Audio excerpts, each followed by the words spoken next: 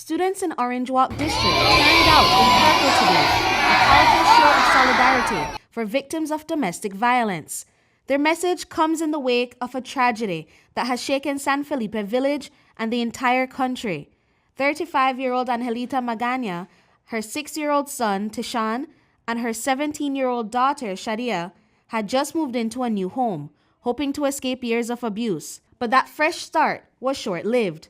Police believe Francisco Godoy, Angelita's former common-law husband, set the fire that killed 4 people, including himself, after being released from prison. For Angelita's family, the grief is overwhelming. Brittany Solis, her cousin, says losing all 3 loved ones feels unbearable. She remembers the close bond Angelita shared with her children, a bond now tragically broken. Ella siempre fue una buena mamá con sus hijos. Siempre fue una buena mamá. Ella le daba amor, ella cuidaba de sus hijos con todo. She was always a good mom to her children. She gave them love and took care of them. Her children grew up with a lot of love. Her daughter, Shadia, was a girl who, likewise, received love from her mom, and she was very respectful. The boy was also very kind and respectful. Angelita was a helper at St. Michael RC School in San Felipe for over 2 years, where her son was enrolled. Today, the school stands in unity with Angelita and other victims of domestic violence by raising funds for the Magana family and spreading awareness in the community. Principal D.L. Cal told us about the community's commitment to uplifting and supporting Angelita's family. So the color of purple, we all know this month is about domestic violence and the sensitization about it. So our children decided, along with the staff, that we come in purple for this specific rugby. And if you walk around the campus, you would see them all in purple.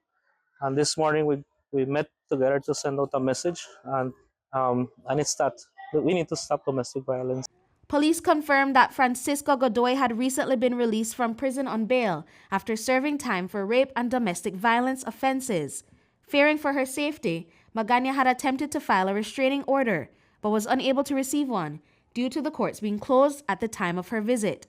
Investigators believe Godoy exploited that brief opportunity to carry out a violent attack on Magana. In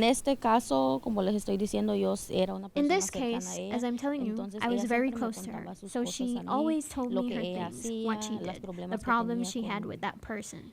She always told me, I'm going to give my report to see what they tell me.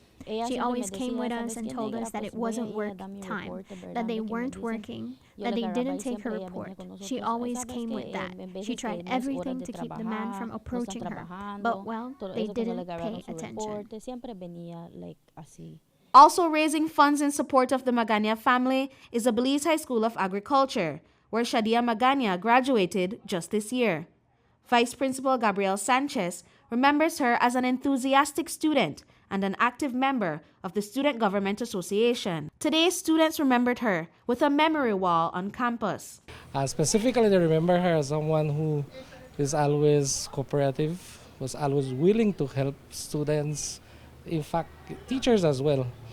She was involved in extracurricular activities, and I recall we had regionals of, I think, basketball, and she was there from 7 in the morning till about 10 in the night.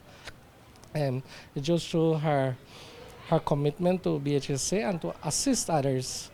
In class, she was as well very dedicated, committed to her studies, despite some challenges. Cabinet today condemned the brutal attack and doubled down on its zero-tolerance stance on domestic violence.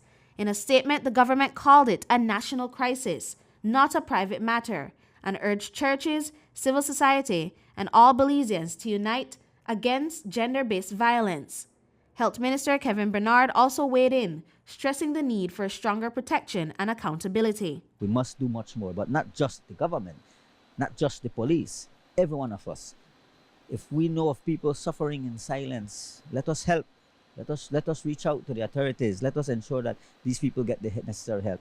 As I said, it's a very sad situation that occurred, and I understand the young 16-year-old passed away as well, including the perpetrator. I will leave my comment about the perpetrator because I don't want to I have my own personal opinion about that. But It's sad to see a young family losing their life over such situation. Angelita Magana's family has made a humble plea to members of the public to continue supporting their fundraiser as they prepare to bury 3 loved ones. They also express their gratitude to everyone that has extended comfort and support as they grapple with their immeasurable grief. Brittany Gordon for News 5.